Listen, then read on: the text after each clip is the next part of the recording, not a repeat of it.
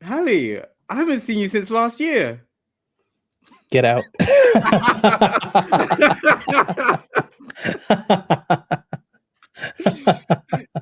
Hey everyone, how's it going? Welcome in. We back. We are back, the Dream Team. Once again, the Stream Team. We have a lot to catch up on. We're going to talk about our favorite 2024 games and our most anticipated 2025 titles. So grab a seat, lock in, and stay tuned to the Streamcast. Boy, Reese, get out. This is too high production for me. I'm here for jank. How dare you hit me with production values? We're trying. We're cooking. As you can see, I've just run in from work. So it's going to be a great stream. I have defeated the cold, but I don't know if it's gone for good. Hallie's got fever issues. I got tech issues. It's going to be great. Don't worry about it. Was the worst that could happen. Word to Dr. Pepper. But yeah. Merry Christmas. Happy Hanukkah. Happy Kwanzaa. Happy holidays. And it's cold, bro. There's nothing happy. Happy New Year to all of you people. I am King of Games Blackamura, joined by the King of the Indies, the Emperor of Gaming, Hali. How are you doing, bro? You're too kind. I am dying slowly. We're good. I'm here to cause a ruckus. I'm here to make some horrendous takes. I'm here to correct the real best DLC of last year conversation because I'm hearing too much tree talk. We're gonna fix this. Oh, well, we have a lot to catch up on, of course. So, as you join in the live conversation, please let us know what your game of the year was for 2024 and what your most anticipated title is for this year as we actually catch up. So, Hali, what have you been reading? And that includes comic books, regular books, manga. What have you been listening to? That's podcasts, that's music. What have you been playing? Of course, that's games. And what have you been watching? TV shows, films, anything else? What have you been watching? It's been a weird year. So I've not really watched much TV, which is very, very different for me. I'm usually quite like a pop culture kind of guy. Like I like to kind of keep up with like new kind of interesting, cool shows and that kind of stuff. But for the most part, I think the things I've been watching most this year are like video essays, because you're like really taking up a lot of my time. Yeah, I like to have like a video essay on as I do other stuff like play games and that kind of stuff. And I've started to just drift away from like watching an episode of a show, and just like having a video essay on where someone's talking about like a subject they're super passionate about, even if it's not like something I'm super passionate about. I did just watch a really sick documentary on, I think it's on Amazon Prime now, about the origins of hip hop by this guy Tariq Nasheed. Oh wow. Dope. It kind of like originated out this conversation that was like happening. I know we're men who have a podcast, right? But men who have a podcast needs to stop at it. No, I'm with you. I'm actually with you. It really needs to stop, right? Let's just stop giving these podcasts. Yeah. So like Fat Joe was doing up some revisionist history about the origins of hip hop. And with no receipts, he just at the end of an episode was like, yeah, it's 50% Puerto Rican, 50% black. And it's like, no, it's not how that happened. Like, yeah, and then he just left, didn't he? He was just like, all right, peace, I said my bit, in it. Like, if I leave, you can't question me. Well, that's all, folks. Yeah, like, good night, everybody. So Tariq Nasheed, who's like a hip-hop historian, like the guy knows his shit, and he was kind of like going through the origin stories of hip-hop from like the people who we still have alive, and their stories, and kind of like how a lot of like, you know, kind of graffiti art that we have today, how that kind of like where that stemmed from, and how like it's interconnected with hip-hop, same with like breakdancing and breakbeats and all that kind of stuff. And it's fascinating. It's so good. I did watch a bunch more of what's that anthology series? It's the video game one. Oh, is it the tip of my tongue? Secret Level, yes. Yeah. Secret Level is amazing. is by the team who did Love, Death and Robots. If you haven't seen Love, Death and Robots, That banger, makes so much sense. banger. Oh my Yeah, god. yeah. Sorry They to are cut you off, the but no. You're right. 'cause They're the when anthology people. yeah, okay, because like the way it was presented, I thought it was going to be a little bit more like high score. Do you remember that series on Netflix Yeah, where yeah, they yeah. went really like Yeah, granular level of like how Sega combated Nintendo back in the 90s yeah.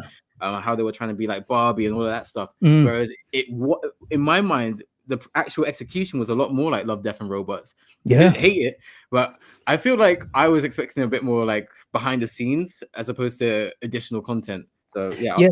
but So that this kind of feels more like an anthology set in those worlds rather than it being a documentary about, which I'm so fucking here for, because like I feel like there's a lot of games which would really do with some like transmedia love, like kind of seeing them in other mediums. Like we used to get back in the day, game series would get like a novel adaptation and get like a series of books with like kind of stem out of them, like the Halo series. Like if you love the Halo series as much as I did, like kind of growing up, I was like gasping for more Halo lore and kind of like content and that kind of stuff. So like when I found out there was books, I was like, bet, come in. even more Halo. Yeah, so just put it in my veins, isn't it?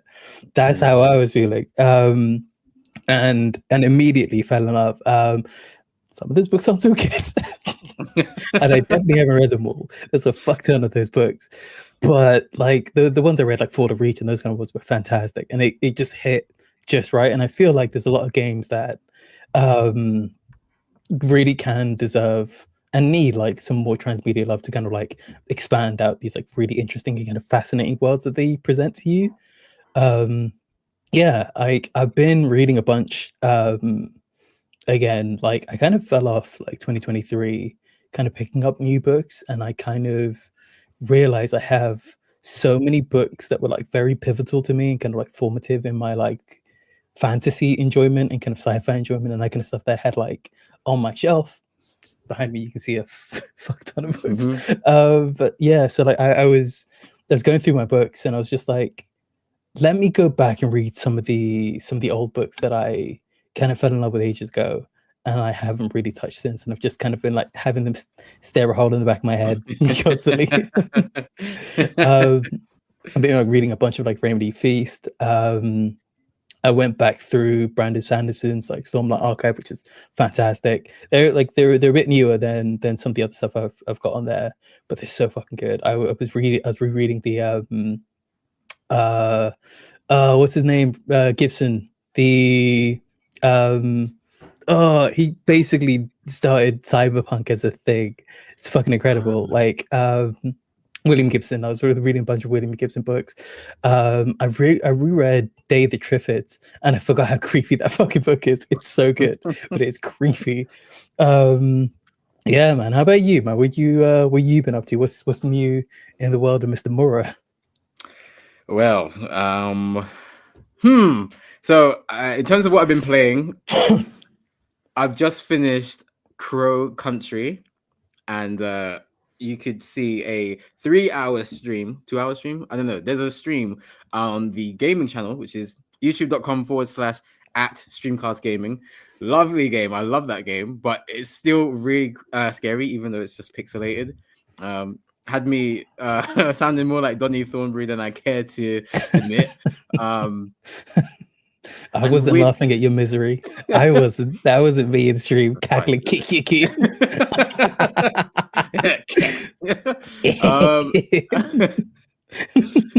So weirdly enough, I finished it. So I've got a new job and I play Switch on my commutes. So I finished Crow Country on my commutes, and it's quite weird because I still get quite jumpy. So it's very weird to kind of like not hit the person next to me while I'm getting spooked out. So hit him. Why be in pain alone? Okay. Let me just say this now. Don't hit random commuters. Thank you for that disclaimer, Hazard. I really needed that. That's my PSA. That's it. I occasionally forget that I'm saying crazy shit online. On main, bro. But Yep. after that, I did just finish Shadow Generations as well, and oh my god, it's so good. If you like Sonic games, if you like Sonic 3, the movie, you will really enjoy this game. It is the Shadow game that we deserved in 2005 instead of GTA. It is everything. It's a love letter to all the Sonic fans, all the Shadow fans, and there's little hints and pieces, Easter eggs, I should say, that really reward you if you grew up playing the old classic games. I have just picked up Sonic Origins again, so I am playing through Sonic 1. In terms of what I've been watching, I've just binged Squid Game season 2 with my brother over Christmas. That Hell was yeah. crazy. My mum was an involuntary viewer as well, and she hated it. It's not a mum show, I guess. Like, Yeah, it's crazy. I mean, No spoilers, but it's very different to season 1. I quite like that because I don't think they've it would have doubled the worked. squids in this one. 2 squid, 2 game.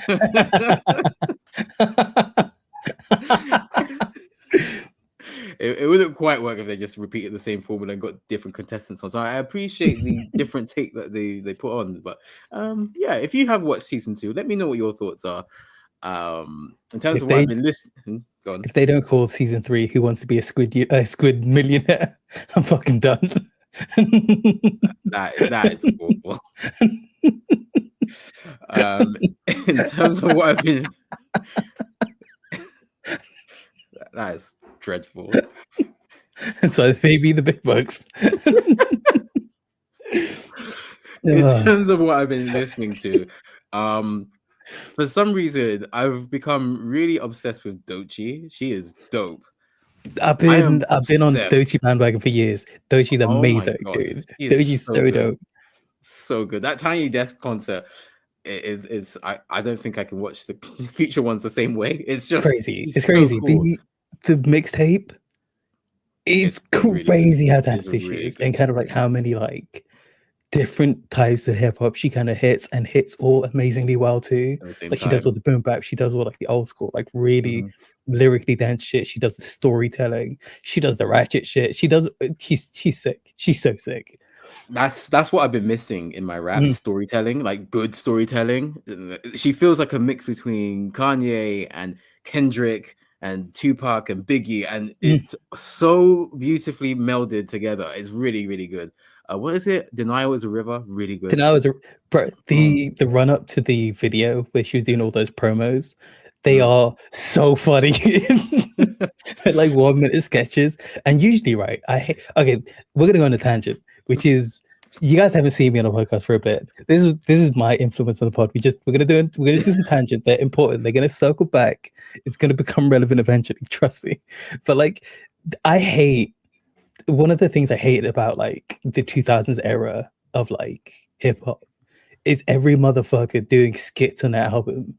I'm like, you're not comedians, you're not funny. Is it just impacting my ability to just enjoy what I'm enjoying? Like, I'm not telling you don't try different shit. I'm saying don't try this thing. It's just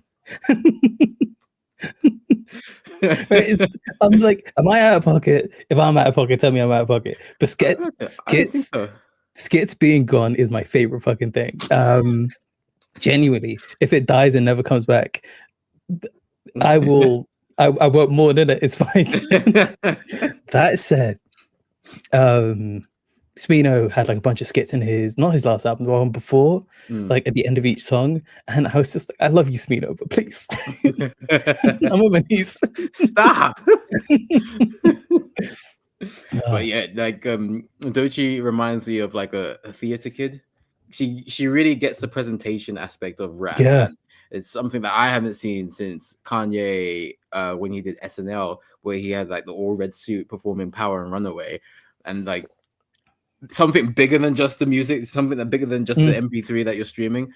That like she gets it. Like her performance on Stephen Colbert, so sick. So I'm looking forward to streaming more of her stuff. I think she's coming to London this year actually, so I might check her out. But yeah, are we doing business expenses? Is that what we did? If someone wants to sponsor us, Hey. We'll do an episode covering the concert. That's what we'll do. Easily. We did multiple episodes. Anyway, yeah, easily. I'm a good behavior this year. Ali, do you have any New Year's resolutions as we pivot into the 2024 Game of the Year combo? Yeah, I feel like I'm gonna stop being so positive. I'm gonna start being more toxic. That's what I'm gonna do in 2025. My biggest mistake in 2024 was taking my foot off of people's necks. Spoken like a true dictator. Jesus. I'm joking. Hey, yo. I think I want to be a terrorist. Listen, I genuinely, I think my New Year's resolution, I think, is I just want to I want to stream more, and I want to do like more longer kind of like plays through like RPGs and stuff. Like I tend to stream a lot like roguelikes and a lot of like kind of short indie games and that kind of stuff. But since playing Stalker on stream, there was so much chaos and so much fun to be had, kind of when we're constantly coming back to a game and all looking at this one thing together and kind of seeing it all unfold. That was great. So I feel like my New Year's resolution is A, to stream more, and B, to kind of do more kind of big RPG kind of stuff on the channel. Like that's what I want to do. Sick. And maybe be more toxic. We'll see. Jesus, what? Mine is to watch Odd Taxi.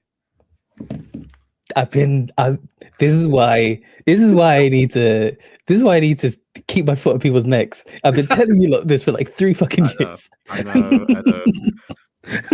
The backlog is massive. So the backlog is massive. But this year, I want to do it this year. Also, to be up to date with One Piece. But yeah, that's important. Because like, if you think about it, right, Odd Taxi is like 20 episodes. Mm-hmm. One Piece is 4,000 fucking episodes. It makes sense to do one before the other. Yeah. I can do one Odd Taxi episode a week easily. So yeah, that's my plan. We've spoken about this all the time. I feel really guilty when you ask me if you watch Odd Taxi. I'm like, no. So this year changes. I'm saying it. Wake up to me like over your bed, just hand on your shoulders. Have you seen Odd Taxi? Have you seen Odd Taxi?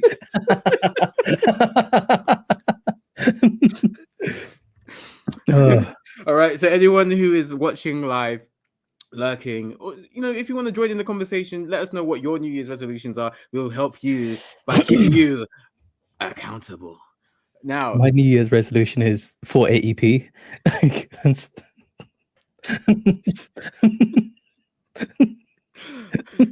Now, 2024 was an interesting year. I gave us a lot of titles. A lot of them were really great. I feel like it was a bit of an understated year. I feel like it was kind of like the downward part of a sinusoidal wave. Like we had a lot of really great games from 2017 to 2022, and there is a bit of a rest period. Like these developers need to make the next game, so now it's the duty of other developers to kind of fill that gap, and I feel like they did that really well. So firstly, I want to address Astrobot being 2024's Game of the Year. How do you feel about that, Hali? Do you agree with that decision? I don't know if you actually played that game, so how do you feel? I've not played it, but from every source that I've like kind of read reviews and that kind of stuff of, and all the people who I personally know, and I'm like, some of these people I don't trust their opinion. Some of them I absolutely do. Like, and like for everyone who's talked about it, I've literally not heard a bad thing about that game. Like it's like a seminal classic, it looks like, for the PS5, which I don't really think we've had like a PS5 holy shit, this is the game to get a PS5 for. Do you know what I mean? In the way that other console generations have had. But yeah, it looks like it absolutely deserves its flowers. As you know, like my heart is always with the indies, so I'm like, there's so many games where I'm like, it's crazy that they didn't get a shout. Hold on one second. What the fuck? You good? Can you see me? Am I good? I can see you. You're good. Yeah, you're running. Sorry. Technical Yep, difficulties. it wouldn't be Streamcast if there wasn't technical difficulties. Well, I mean, as you figure that out, and Yeah, I'm good. I'm good. I'm good. yeah, good. Yeah. So Yeah, go on. to kind of get back to my point, Mm. sorry about that. Yeah, to get back to my point, I think it absolutely deserves its flowers. I just think the Game Awards feel kind of like there's not enough space for like how, especially last year, especially with the kind of the glut of amazing indie games last year. It just doesn't feel like there's enough space for as many indie games as deserve shine to get shine. That's fair. That is very fair. Similar to you, I did not play Astrobot, but I can't deny the impact that game had, and I cannot deny how good it is. The first game, which comes free with your PS5 if you have one, is really good. And similar to how I was speaking about Shadow Generations, this game is a love letter to all the PlayStation fans who have played since the PS2, the PS1 era, and all the little icons, all the little Easter eggs really feel it's a feeling of euphoria where you can go like the Leo meme where you can point at the screen and go, I know that. I see, I know what you're doing there. So congrats to Team Asobi. Similar to you, everyone that I know who's played it has just gone, bloody hell, what a game. What a game. I went to a friend's house and they had a friend playing Astrobot, and they have not played a PS5 game, and like they couldn't put the pad down to the point where even the pause menu is a bit of a game. It's so clever how intricately developed the game is. And it goes to show that you don't have to be an 18 plus age rated game to be game of the year. It shows that you don't have to be a 200-hour main campaign game to be game of the year. Sometimes you can just be the solid family targeted game with colors. I love 200-hour games. That's my shit. Hey, just because it's your shit doesn't mean it's everyone's shit. And I feel that's like their problems. I feel like there's room for all types of games, which is what I'm very excited about. When it comes to like future years, I want to see a more variety, and we have been seeing that. We've seen games like Breath of the Wild and God of War and Sekiro, and now we're seeing games like It Takes Two and Astrobot winning Game of the Year. It really goes a long way to be like, hold on, you don't have to make that kind of game to win this award. I really appreciate that. I will say one thing. I'm so happy that Balatro got so much love. Like that game is genuinely one of the best games like I played in a hot minute. It's such a banger, and I don't think it's a game that I think it's a game that anyone could play and get absolutely addicted by. It's like you can give this to your mom, you can give this to your little brother, you can give this to anyone, and they will fall in love with this game. It is devilishly addictive. It's one of those ones where you're like 4 a.m. Yeah, just one more time, wheel it. one more game, man. Yeah, it's so addictive, and like correct me if I'm wrong, I think it's one person who developed it as well. Which is insane. Let me check that. While you're checking that, I will say Balatro feels like a game that was designed with mobile gaming tendencies, if that makes sense. Yeah. How mobile games are very addictive, like your Temple Run and your Candy Crush. Yeah. Those are some of the most popular games of all time. Those games are banging, and you could argue that they should be in the mobile game of the year category, but it's very hard to translate that to video games. So Balatro achieving that is really, really commendable. So the thing is, Balatro started out not as a mobile game. It just transitioned perfectly to mobile, essentially. Like it is a solid depth. I checked it. And like the whole game, basically, if you strip back all the art and all the kind of like all the presentation, it's like a what if kind of like. It's very simplistic, and like the roguelike elements really like pair well with the card game, and everything about it clicks into place in the most beautiful way, and the most kind of intriguing, because like there's so many games where they're like super complicated And because they're super complicated, there's only really one right way to play them. But like the super simple games, who they have like they present you like a million ways that you can play them. So there isn't a wrong way to do so. And like Balatro absolutely isn't. You have to play flushes. That's the only way you're gonna win the game. Like you can play it in so many different ways and kind of like build your builds accordingly. And like the meta progression and all that kind of stuff is fantastic. It's so good. It's so good. Like everyone, okay, don't stop what you're doing. This is the podcast is great, but after the podcast, go play Balatro. Agreed. Finish the podcast. Give us a like. Give us a thumbs up. Yeah, leave likes and thumbs up really do help. It helps greatly with live streams. And if you are watching this on demand, leave a comment because that also helps. Let us know what your thoughts are on Astrobot winning Game of the Year. And let's talk about the third annual Streamcast Game of the Year, where our community gets to decide through knockout tournament on Twitter and Instagram. And in a very hotly anticipated final, Ultros defeated Dragon Ball Sparking Zero to become Streamcast Community's 2024 Game of the Year. I know that you've played the game, Hali. You streamed it. Fucking loved it. It's so good. Okay, I've got to admit, I have a bit of a bias. If it's a Metroidvania, I'm gonna love it, right? Even bad Metroidvanias, I'm like, I kind of like this. But Ultras is a fucking fantastic Metroidvania. The art design is this like very trippy acid trip, super colorful, kind of like almost hand painted look to like this kind of melting esoteric world where there's like this incredibly fascinating and kind of engaging science fiction like plot that's going on. I don't want to spoil too much. Everything there's so much going on. Play the game. Trust me, it's fucking great. Right on time. The Jenga, welcome in. Hope you're good. Happy New Year, my bro. Jenga, even more chaotic. Hali will love it. I'm telling you, like that game, there was so many moments where I was just like, this is everything about this is coded specifically for my tastes. Like everything about it, like the art style. Bang, I'm in. You give me some trippy shit, dope, right?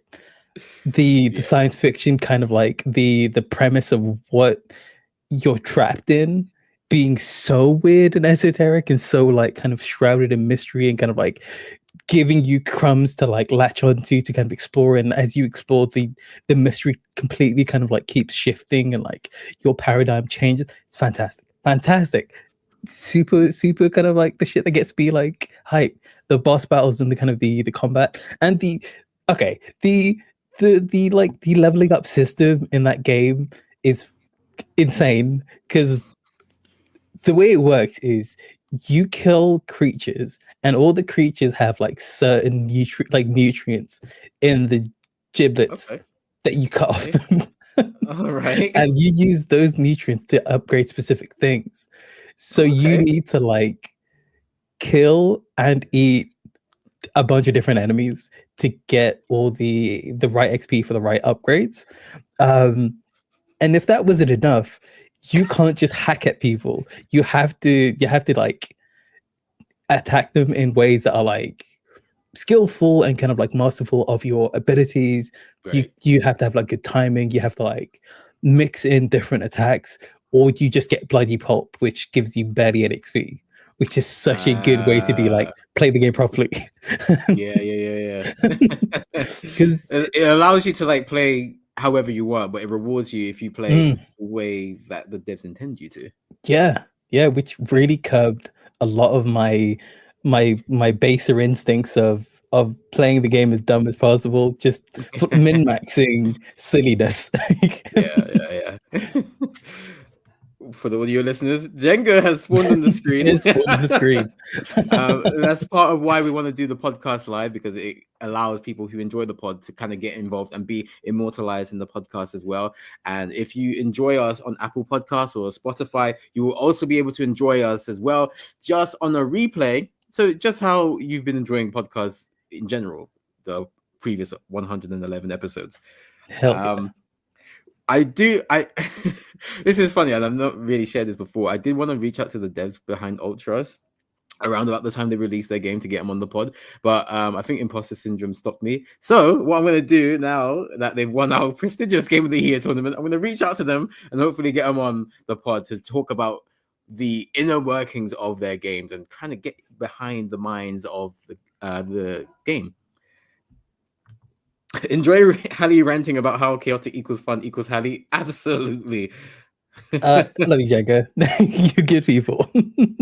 Now, I'm sure there were more games than just Astrobot and Balatro and Ultros. So, Hali, talk to me about what your personal game of the year was for 2024. And if it was one of those games, talk to me about some other games that you enjoyed. Okay, so I've got a list, right? I've got a list of like 6 games that are like my favorite games of the year. And I've got like some honorable mentions. So I don't really have like an order for like best or worst. They're such different games. They were 6 sons. Yeah. Like I love all my gaming children, right? So my list is Stalker 2, Ultros, of course, Little Guardsman. What a fucking game Little Guardsman is. What a game Little Guardsman is. Pacific Drive. And 9 Souls, which I think we've talked about this, and I think you should fucking play 9 Souls, right? I really think you should play. Right. 9 Souls is a Metroidvania Souls-like, and that's the only way you get me to play Souls-likes.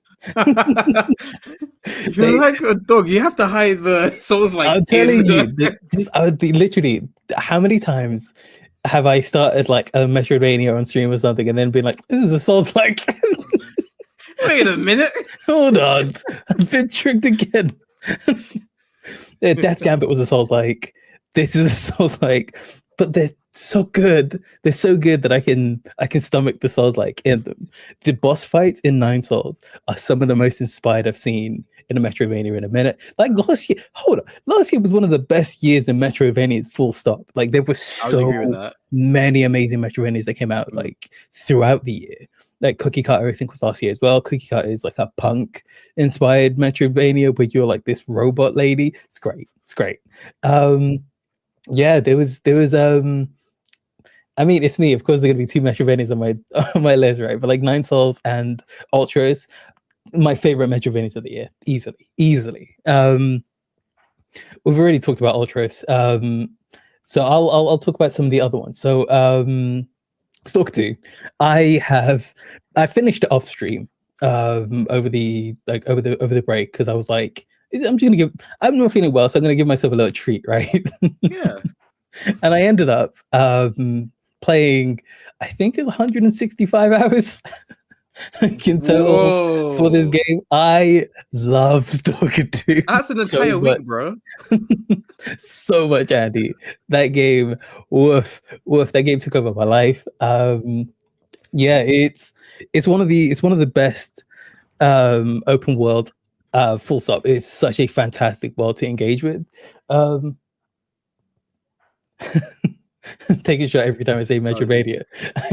But yeah, I was gonna wait for you to finish speaking, but yeah. Jenga says if he had a penny for every time Hali says Metroidvania, turn that into a drinking game. I would be able to buy more Metroidvanias. But yeah, so Stalker 2 is the sequel to the trilogy of the original Stalker games, which sounds insane, and yes, it is, and that's just Stalker, baby. Whenever I like try to explain Stalker 2 to people, and they're like, "That's weird," I have to just say that's Stalker, baby, because that's Stalker, baby. So, yeah, what was I saying? So yeah, Stalker 2, one of my favorite like open world full stop. The game is fantastic. The characters are weird. Everyone is a weirdo. Everyone is bad. You can't trust anyone. They're all in. It's a world full of maniacs who all have their own agenda and all think they're righteous and right, and that makes them so compelling. It's so good. It's so good. Also, I haven't broken a game as thoroughly as I have as Stalker in a long time. Even for me, I've talked about this with a bunch of people who've like been in and out of streams and stuff who I like kind of know outside of streaming, who are just like, what the fuck? Why you like this? I feel like that's Nelly every time you stream, bro. I'm telling you. But yeah, like that game, it brought out the absolute kind of like min-max goblin in me. I was living my best life, right? Do you want to add that Jenga has added? If that was a drinking game, he'd be long gone. He'd be dead. We'd all be gone. I'm telling you. We've talked about Balatros. We've talked about Nice so I'll talk about Little Guardsman. Little Guardsman is one of the most funny and charming games I have played in a minute. That game, how do I describe that absolute gem of a game? There's a game called Papers, Please, which is this really fascinating and really interesting bureaucracy simulator that's very depressing and kind of like has you working the border gates of this like Eastern European bloc, like fictional country. This is that, but instead of depression, it's sunshine, rainbows, and like non sequiturs and incredibly funny and really charming and really weird like characters. So good. Everyone should absolutely play it. It's not challenging. It's not really like about a skill ceiling. It's more about like the choices and the way the narrative is shaped around those choices. And it's even for me, I was like, this is chaotic. Like everything is a shambles. Wow, too chaotic for you. That's crazy. Yeah, I was like, I could have made this worse. Yeah, he could not fit Metroidvania into that. I mean, technically speaking. Oh no, it's not. If you were to choose one of those 6 for your personal game of the year this year, what would it be, Hali? I don't know. Oh, I forgot to talk about Pacific Drive. Sorry, let me show some love to Pacific Drive. Holy hell, Pacific Drive. Right. So if you guys have seen me stream games, you've seen me driving games, and I can't drive for shit. I can't do it. I'm so bad at driving in games. I'm like chronically bad at driving in games. And because of that, I hate cars in games. Weird, right? But like, am I a bad driver? No. It's cars. It's literally all cars, right? I'm like, I'm a sweet angel of a man. It can't be me, innit? Humble Hali, 2025. Anyway, right? We got to move on from the truth. We just need to focus on the games. So Pacific Drive, right? You're in this like exclusion zone. Like after this event that's basically transformed this area into like this physics bending, mind bending, weird world of like kind of like chaotic kind of science fiction that's going on. And you have to get through it in this station wagon. And your station wagon is a hunk of junk. It's so bad. Driving is bad, but within about 20 minutes, it is your best friend and you love this thing more than anything you've ever loved in your life. I need you to understand, if a game takes something I fundamentally hate, which is like driving in games, and makes me enamored by the thing that's forcing me to do it, that game has absolutely gone above and beyond the remit of like its storytelling and kind of like its greater narrative by making you fall so head over heels with it's my little baby. I need to protect it. You know what I mean? It's incredible. It's incredible. What a game. Yeah, like everything about that game was fantastic. Like the world building, the characters, your shitty station wagon where your wheels will fall off and you panic and like, oh, I have to fix my baby. And there's like amazing like survival elements to it as well. It's great. I think if I have to say one of those 6 is my game of the year, is Balatro, right? Because Balatro I played the most of. Wait, how many hours have you got on Balatro? I don't want to talk about it. Do you have a problem? It's not a problem if I don't admit it's a problem. I was a river, bro. We'll talk about my Yeah, I've been a bit more, I think, selective about the games that I really enjoyed this year. There have been few and far between, but I think the games I really loved, I really, really liked. So I will start with my.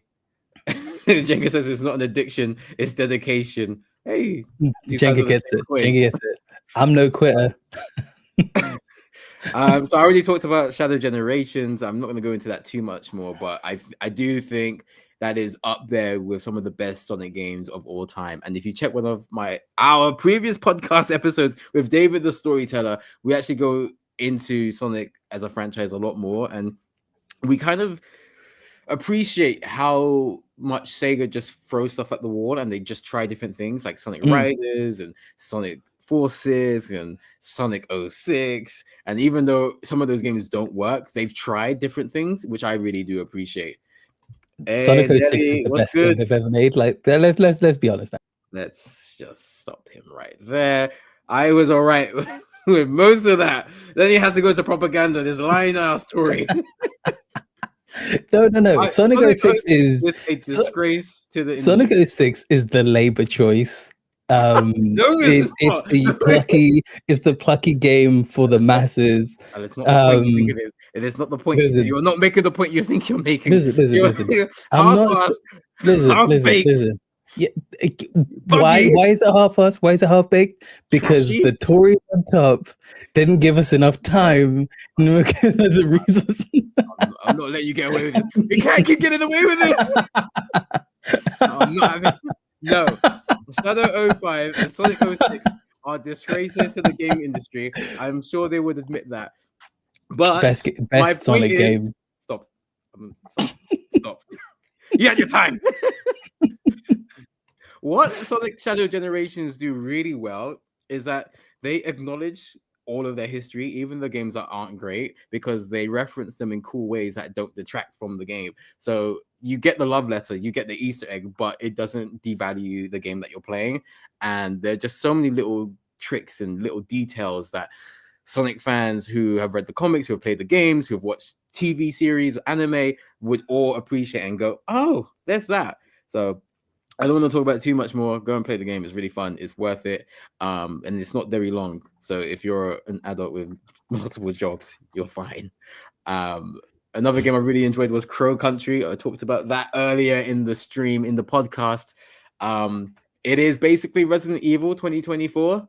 And it is just as scary as Silent Hill. It is terrifying. And the fact that you can't move while you're aiming your gun, I hate.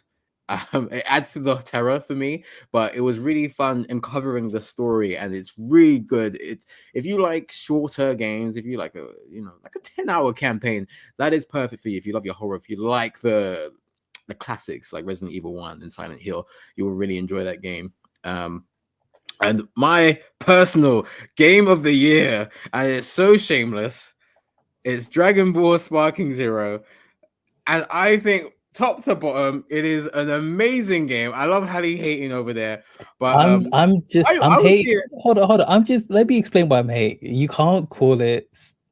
It's not Dragon Ball Champagne unless it was made in the Champagne region of Namek. Otherwise, you have to call it Sparkling Zero. Just shut up.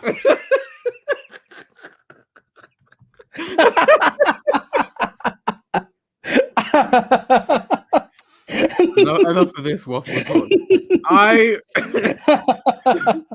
really like Sparking Zero from day one, where I learned that this game was going to exist, because it is essentially Tenkaichi 4. And like the way the game was built over years, just with the screenshots and the drip feeding of, hey, here's Super Vegeta, here's GT. I think the fact that it's a love letter to Tenkaichi fans, old and new, and it perfectly references the manga, the anime in several ways, is why I love it. And sometimes a game just needs to be fun, and I think a lot of games forget that when it comes to like delivering the game. So when it comes to like all of the the hitboxes and all these technical aspects, that's all great. But I think if a game isn't fun, I'm gonna put it down in like 2 days. If a game I isn't mean, fun, it's not gonna be for me. And Sparking Zero is for me. It speaks to the Dragon Ball fan I am at heart. I've come to realize I have no interest in playing online multiplayer games anymore. That's not something that interests me. But I'm a story guy, and I love that Sparking Zero takes you through the story of Dragon Ball Z. But it's not just a one-to-one. There's several what ifs, like what if Frieza came to Earth instead of Namek? What if Goku survived against Raditz? What if Goku went Super Saiyan against Vegeta? Like tons of what ifs that really add to the story, similar to the way Xenoverse did. So yeah, Sparking Zero is clearly my game of the year. So was he Namek in the best of a bad situation? That's three. We're at three right now. People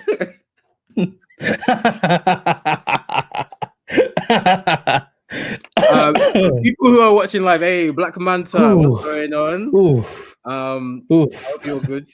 You can't silence me. I will not be impressed.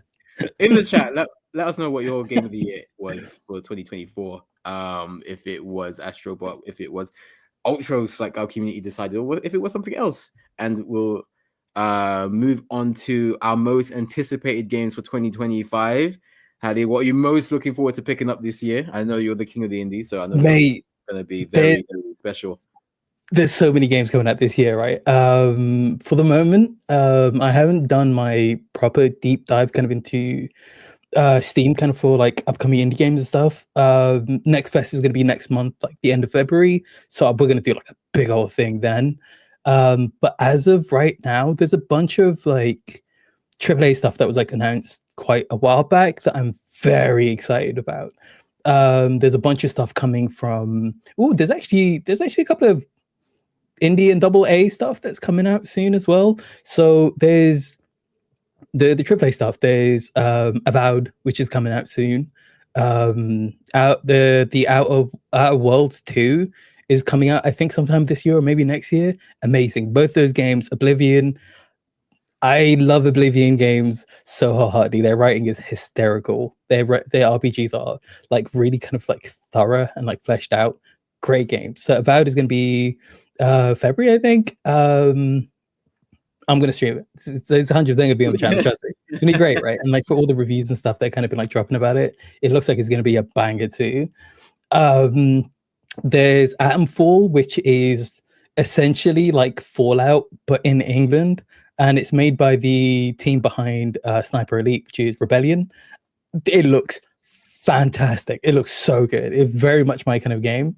So I'm like very hyped to kind of like pick that up and kind of like sink my teeth in and kind of see what that game is saying. I think that's in the end of it's either February or the end of January. So we're not too much longer to hold off on as well. Give me 1 second. I do have a list somewhere of like the upcoming stuff. While you get your list, I'll just share Jenga's game of the year. Black Myth, Wukong. Black Blanta only played old games. He finally completed Liza P. Let's go. Love that game. So good. I mean, I just can't take it seriously because I know it's Pinocchio. Like, I'm sorry. Like, there's everything about that game. I'm like, it's a fantastic game for sure. It's a fantastic Souls-like. But just knowing that it's Twink Pinocchio, I can't deal with it. I can't deal with it. I just can't. It's the easiest 10 out of 10 I've ever given for a game. It's so good. But yeah, where are you at with your list? There's another Sniper Elite game as well coming out this year. Insane. I'm sorry. I'm not hating. I'm just like, it just takes me out of like the immersion, innit? Look, your list, Hali, your list. Come on. yeah. I'll give my list. Innit? I'll give my list. Avowed, Outworld 2, Atomfall, the new Sniper Elite, bang. There's a 4 bangers that I'm going to be very excited to play. Jenga's chat is so fun. I feel like you'd appreciate that, Hali. I do. This is why me and Jenga get along so well. House of Fire. Outer Worlds 2. Yeah, I did look that up in prep for this pod, and yeah, I think that is set to come out this year. Very excited about that. Judas is set to come out this year. Sounds very cool. I personally am the most excited to play Ghost of Yote, which is the heavily anticipated Sucker Punch Productions produced sequel to Ghost of Tsushima, which I loved.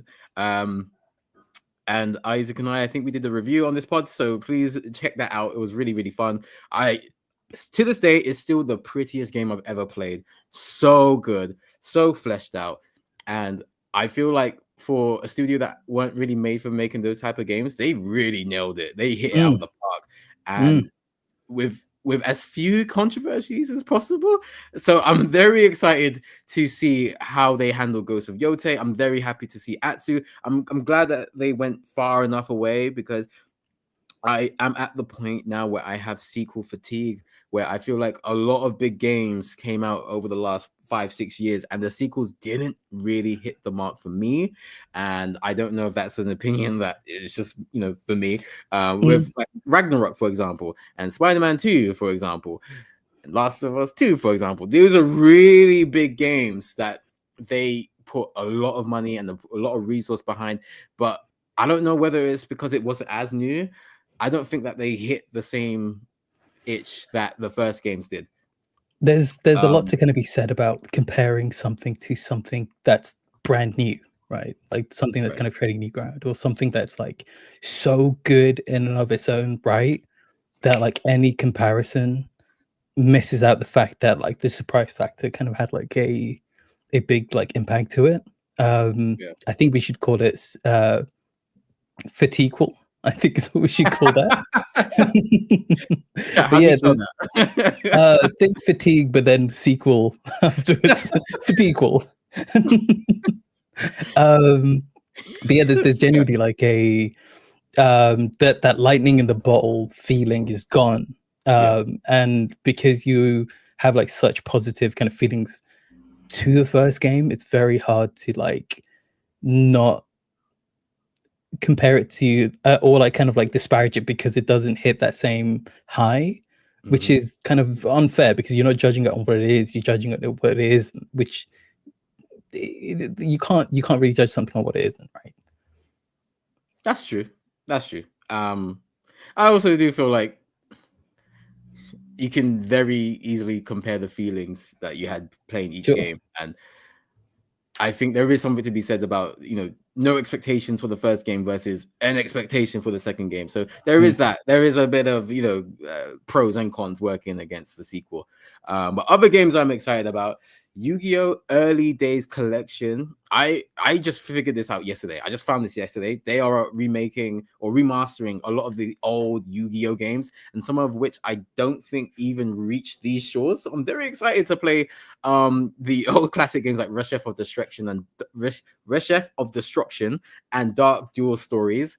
Dark Duel Stories is a game that I've always wanted to play, but I didn't have a Game Boy Color, so I never did. So I'm excited to actually play the classic Yu-Gi-Oh! Games, and it will come with a set of cards as well, just like the old games did. So I'm very excited about that. Hunter x Hunter Nen Impact. I'm very excited to play that game. It's Hunter Squared. It's Hunter Squared, please. No, it's not. Please call it its real name. No propaganda.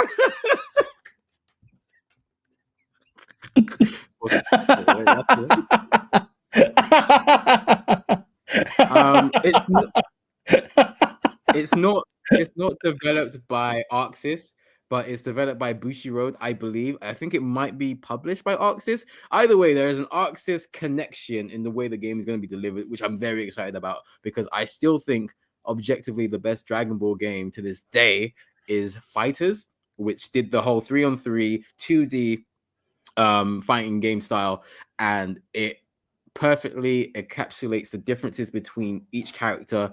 So a Trunks would feel different to a Goku, as opposed to like your regular Budokais or your Tenkaichis, where all the characters kind of have the same template.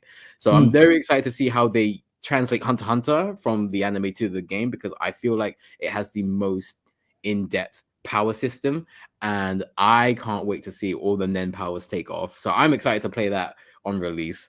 And another game I have is South of Midnight. I have no idea how I'm going to play it because it's Xbox exclusive, but that game I'm going to play it. Maybe I'll watch it through your streams. Stream the game, Hali. Stream the game. I'll enjoy it. Of course. 100%. I will enjoy the hell out of that game because it's are so. we It's so are we agreeing? Is this? Yeah. Handshake. What is this? Are we? They said like, it couldn't be done. I love Greek mythology and I love Norse mythology and I love Roman mythology, but we've had those games so many times, so many decades. I'm very happy to have something fresh, and I can't wait to watch someone, maybe it'll be Hali, play as Hazel and uncover the Deep South, because I feel like there's a lot of history in America. And there's a lot more than what we are told and taught. So I'm very excited to see what direction they take that game in. I haven't seen too much of the gameplay, and to be honest, I want to keep that as a surprise. At this point, I'm already sold. I want to play it. I want to enjoy it in some way, shape, or form. So that is the big one for me, other than Ghost of Yotei, of course. And I destroyed my phone, so I don't have access to any other games on my list. So that is my list. Yeah, it's a good list, bro. It's honestly a good list. I like that there's like the Hunter x Hunter game I would like to play, but it's like one of those ones where like I'm probably never gonna play it. And you've got like South of Midnight, which you're probably never gonna play, and we're kind of like shaking hands over that thing. Like those blind spots. That's what I'm saying. Like it's like Arc System Work games are so beautiful, like genuinely, they're like works of art. Like and I played a few. I played like Baz Blue and stuff back in the day. I'm not a fighting game guy. I'm not like terrible at them. I just don't ever sink in enough time to like really get okay at them. I get that. I really love Arxis because I bought Guilty Gear to practice at Dragon Ball Fighters, and then ended up really liking Guilty Gear. I do have a problem because I have bought some fighting games that have not played them, because not many people now are like into fighting games like that I know. So I will think twice about buying it. If it's like a cheap option and I might just play through the story and that's it, I'll pick it up. But I've been burnt before by like Street Fighter 6 and Guilty Gear Strive, where I played like twice and never played again because people don't want to play. So talk to the people in the FGC section of our Discord. Maybe they should wake up and reply on time. Oh, you guys heard it. Gauntlet is going down. And on that note, it is 8 o'clock, so I'm going to call an end to the stream. But you guys who are watching, thank you so much for joining in live. Please leave a thumbs up and let me know in the chat or in the comments which game you are most excited to play this year. I can't believe no one said GTA 6. Fighting games have a short life for me nowadays for that reason, says Black Manta. I'm gonna be honest. Like, I'm not like I'm hyped to play GTA with a woman as the main character. That's dope. But there's a lot of the main people behind GTA, like in the development side of things, who have left. So I'm a little bit like apprehensive on that side of things. I'm biding my time. I want to kind of see what happens. You know what I mean? It's not that I don't want to play it. I'm just like, ooh, there's a lot of people who are like, there's a lot of brain drain going on. And I'm not gonna lie, I'm more excited for everyone else than myself actually playing GTA 6. I've never really been a massive GTA guy. I've played the games growing up, but I'm not that excited for GTA 6. Like I said, Ghost of Yotei is my number one game for this year. I predict that will be my game of the year for 2025, but I predict GTA 6 will win the official game of the year if it comes out this year. Well, on that note, I'm going to be live in about an hour on Twitch and our gaming YouTube channel, streaming more Mortal Kombat 1, discovering the love story between Melina and Tanya, and I guess some fighting too. Hadi will be back streaming this week, I believe Tuesday, Thursday, and Friday. Yeah. I mean, keep an eye out for more content on our Twitter, Instagram, and Blue Sky. But until 9 p.m., hopefully I'll see you then. Take care of yourselves and your loved ones. Keep on gaming. We'll see you right here on the podcast in 2 weeks' time, and you can enjoy us wherever you get your podcast in about 24 hours. So take care of yourselves. Have a great week, guys. Take care of you guys. Take care of you guys. Are you watching Raw live on Netflix tonight? Yay or nay? Bye.